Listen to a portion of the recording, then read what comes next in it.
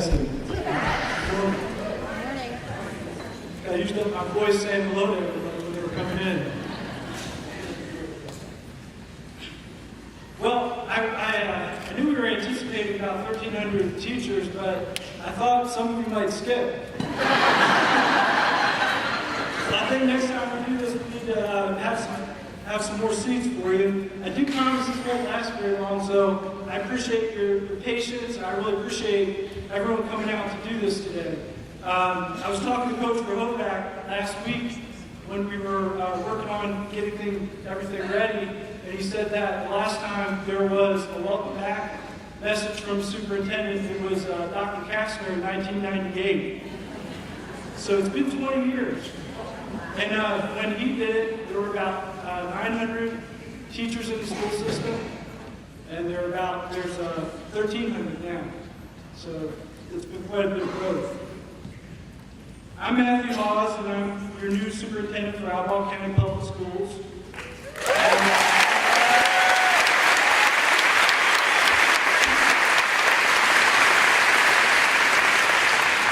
I know people think I'm corny when I say this, but I have to say it because I mean it. You are all a beautiful sight to me. I'll say it again. You are all a beautiful sight for my eyes. In fact, I'm a little bit overwhelmed to see all of our Albemarle County teachers in one place at one time. It's a little overwhelming and humbling to me. I was going to get a selfie, but my hands are shaking too much. So I took it out on that one. I think we'll get a few shots over there.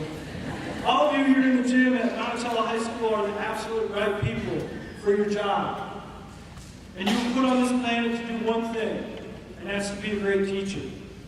You're all highly qualified. You know what you're doing, and you are, whether you're sure or not right now, ready to go for another year. And I thank you for that. I thank you for being here today, for signing up for a school year with so many positive possibilities that you're going to help make happen for your students. I thank all of our veteran teachers here in ACPS, and I thank all of you who are joining us for the first time this year. You are all a credit to Albemarle County, and we are very fortunate to have you here. I also want to take a moment to recognize, I believe we have one school board member here today, and that's Mr. Colzar, our 20-year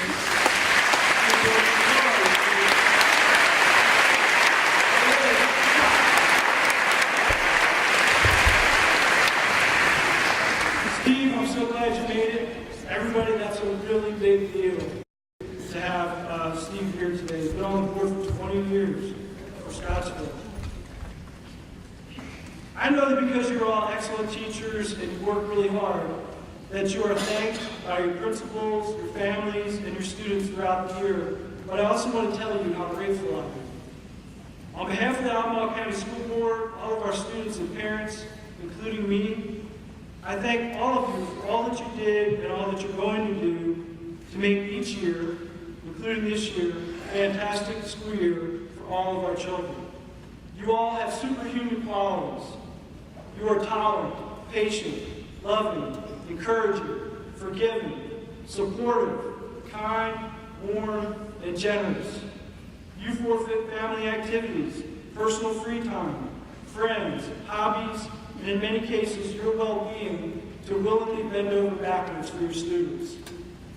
You've made some of the most lasting impact on all of our lives, and always do something extra special to make your class the one that students will look forward to. And I thank you for that. Thank you for teaching students how to read, and sometimes something that can be even harder, how to share. Thanks for running after-school programs, coaching, and grading papers every night, all while trying to maintain a life of your own. Thank you for helping students become very proficient at skills they didn't even know how to do before they met you, and they often fall in love with something you taught them and make it into a career. That's amazing. Thanks for helping students stretch their imaginations and to bring out their creativity through fine and performing arts, music classes, and even coding. Thank you for trying so hard to stay up to date with pop culture, to be in tune with your students. It's just about impossible these days. Although I have to say that was my Spotify account.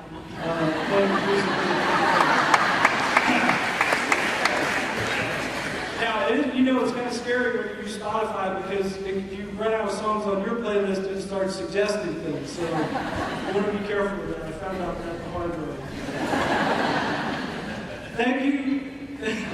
Thank you for pretty much always prioritizing everyone else's individual interests and happiness over your own.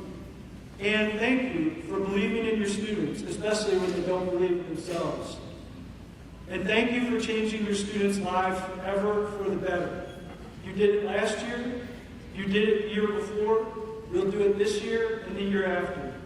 You will make a child's life better than it ever could have been without you. How do you do it? I don't know, but you do. There are so many more things for which to thank you today, but I do promise to be brief. I'm not going to take all day. So I am going to be brief, but when we finish up today, I'm going to ask you all for a big favor before you go. And I just want to give you a heads up about that. I think it's going to be fun, but I don't want you to be surprised. So I have been asked you to do something with me. Here recently, probably more than ever, I've been used to people having asked me what qualities I look for in a teacher. So I felt that this being my first time speaking with all of you, that I would use some of our time here to share what I look for. I think there are 3 qualities that make a good teacher, and I think every teacher should possess these 3. A good teacher is flexible, energetic, and optimistic. In fact, my teaching methods teacher, all the way back in 1989, Dr. Denny Wolf, who hailed from Marion, Virginia, and is the father, as far as I'm concerned, the father of the writing to learn approach to teaching composition, told me that every teacher should do 3 things: flexible, energetic, and optimistic. Being flexible to me means having a growth mindset and teaching your students to be growth-oriented as well. A flexible teacher believes that the brain is a muscle that gets stronger through productive struggle, and that mistakes are learning opportunities, not grading opportunities. Energy is important, let's face it. Being a teacher requires energy. Being energetic means you have energy. It means you always have consistent energy you need to help your students to learn. That looks different for different people. But the return on sharing consistent energy, being energetic, is that you get energy back from the people around you. The teachers with whom you work actually want to work with you. And the students you teach seek you out to surprise you with new things that they are learning. And you, in turn, get a recharge of your energy. Julie Strong, one of my great colleagues from Albemarle High School. Where's Julie? Raise your hand. There's Julie.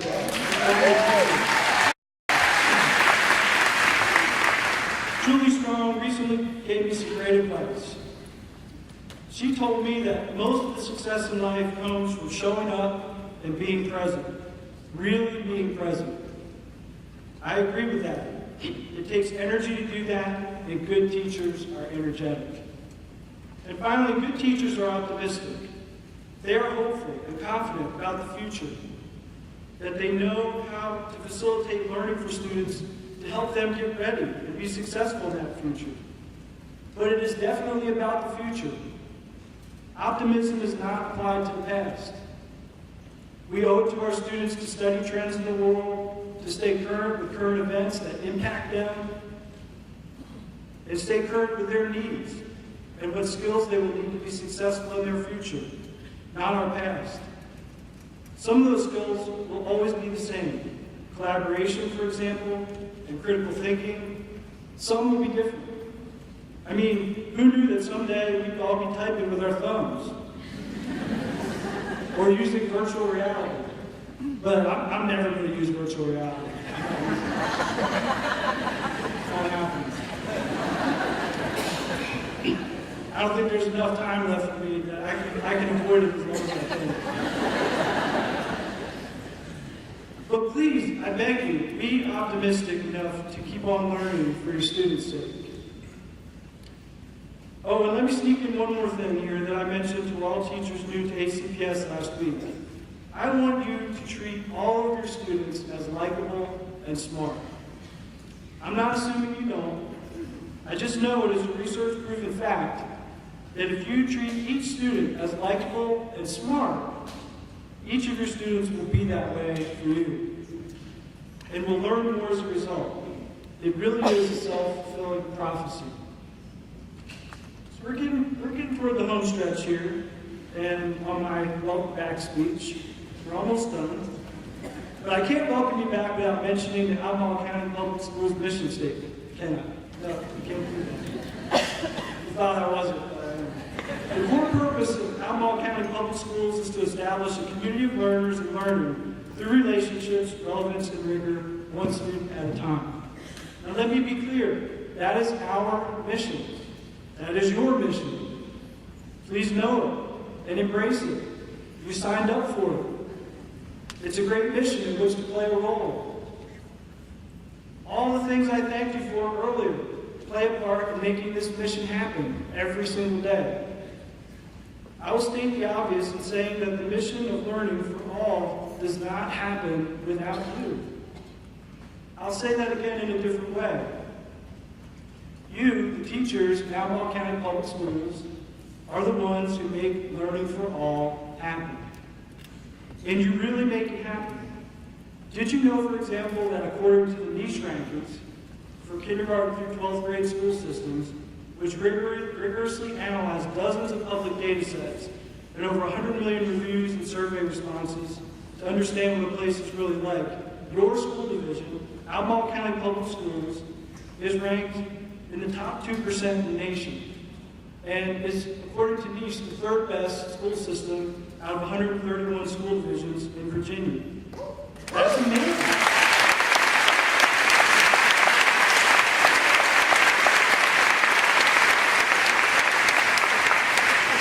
That really is amazing. And while we have good resources and plenty of support, you, the teachers, are the ones that make it happen with the work you do every single day with our students. You make it happen. I think we are a largely successful school system, but as part of our mission, I have to put something on the table. I'm not going to talk a lot about the data at this point, but I'm going to say briefly that there is one area, and I mean where we, and I mean all of us, need to do better. Okay? Now, I'm assuming that if there's an aspect of our mission as a school system in which we can do better, then you want to know what it is. So I'm going to say it. For the most part, our diverse students of color, especially African American students and Latino students, are not as successful as I believe they can be in Albemarle County Public Schools.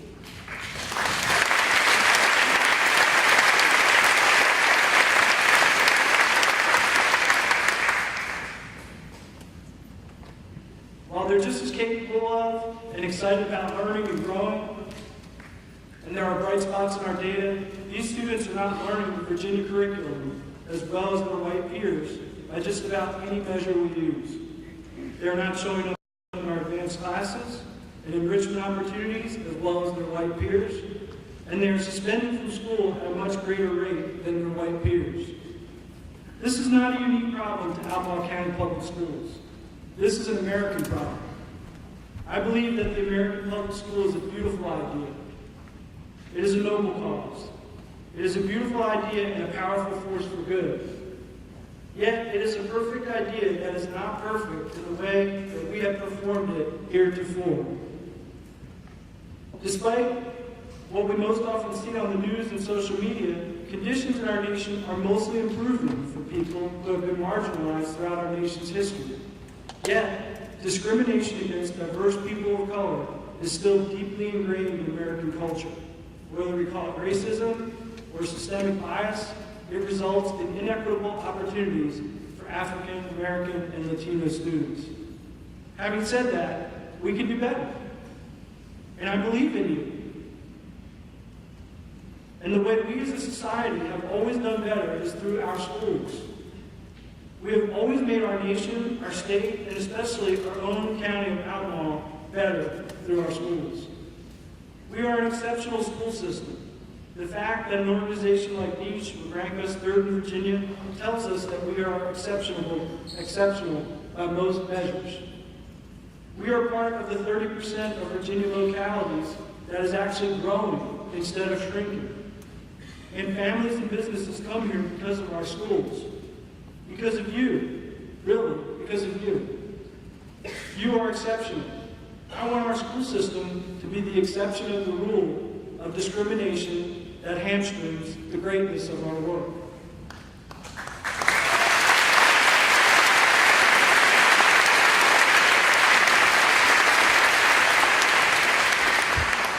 When I say that we can do better through our schools, what I really mean is through you, the teacher. You are the one who can and does make things better, because you can do it one student at a time. When you smile at a student, you're smiling that student to smile. When you smile at a student, you have to notice they smile back at you. It's an instant impact, an instant connection that you, the teacher, make happen. It's a quality in you that you came into this world with and you've made better as you've gotten more professional and more experienced. How many students do you smiling every day, I wonder? Then you read them into reading. And you add them into adding. But you smile them into smiling every day. You are the encourager. You are the teacher. What would we do without you? So let's do better by these children. And in doing so, we will make things better for all of our students. The rising tide really does lift all the boats. We can do better. But I don't have an exact answer to how we can do better for these students. I really don't. If I did, or if anyone did, and it was easy, we would have it solved. I have a couple of ideas, though. I think one idea that makes sense is to focus on equity for all of our students. I think society is changing for the better, and it is changing slowly. Slow change doesn't mean no change. But that won't help this year's students unless we all focus on equity. Here's what equity means in Albemarle County Public Schools. When we have equity, we will know it because we will have ended the predictive value of race, class, gender, and special capacities on student success by working together with families and communities to ensure each individual student's success. I may not have all the answers, but I do know one thing. We will get what we focus on. When we focus on equitable opportunities for all of our students, and when we treat each child as likable and smart and capable of productive struggle with relevant work, we will also have better results with all of our students. I think a second possible idea is for all of us to work together as a system. I realize that our county is 726 square miles, and it's geographically diverse as a place, and that all of you work in 25 different schools. It's actually 26. We didn't add a school this year. We added the school at the Blue Ridge Detention Center, and those teachers came to the new teacher orientation, so we've added that school. And those students, their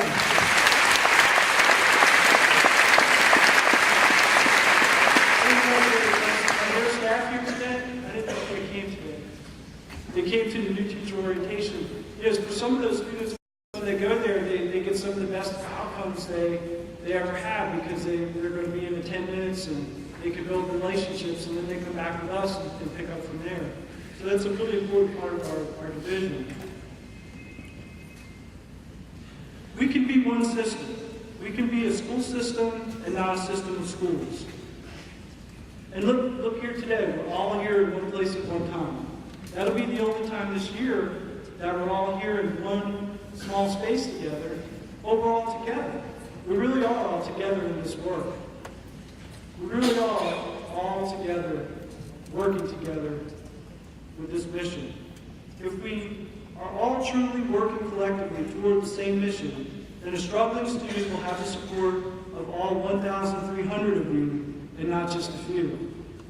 A teacher will not work in isolation, but will have 1,300 colleagues for support. I believe in each of you, and I believe in all of you even more. In his famous and inspiring letter from a Birmingham jail, written on April 16, 1963, Martin Luther King Jr. said the following about our relationships with each other, and I believe this. In a real sense, all life is interrelated. All men, and we would say people, are caught up in an inescapable network of mutuality. We're tied in a single garment of destiny. Whatever affects one directly affects us all indirectly. I can never be what I ought to be until you are what you ought to be. And you can never be what you ought to be until I am what I ought to be. This is the interrelated structure of reality. We are all in this together. When one of us succeeds, we all succeed. When one of us is struggling, that person should know that we are all behind you. When we all work together, we are much stronger and less isolated in this very noble but challenging work to be a good teacher. So as I close out, I would like all of us to do something together. Think we can do that? Yeah, we can do it. I think we could. Are you ready for what it is? Mr. Attention when you look ready. All right. So as I close out, I would like for all of us to make a wave here in this gym. Now, it actually works out pretty well because everybody's behind me as well as in front of me. So here's what we're going to do. I want to be part of it. I want to be part of the wave, if you don't mind. And I'd like for us to get 10 good ones going around the gym if we can do it.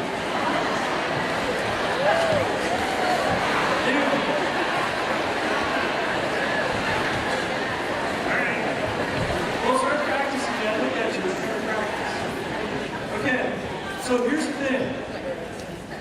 When you do this, though, I want you to think of this way as a garment. Think of it as a garment.